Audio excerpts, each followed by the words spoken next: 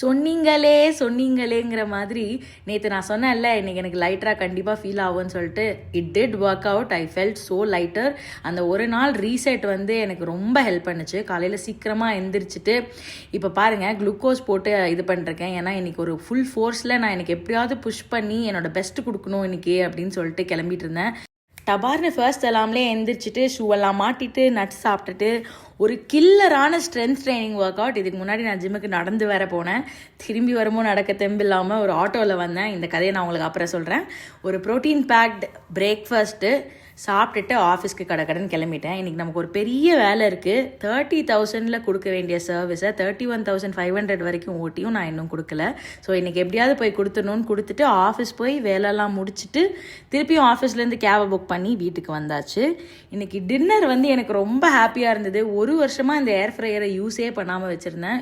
But இன்னைக்கு first ட்ரைலேயே செம்ம ஜூஸியான Malay chicken செம்மையாக இருந்தது.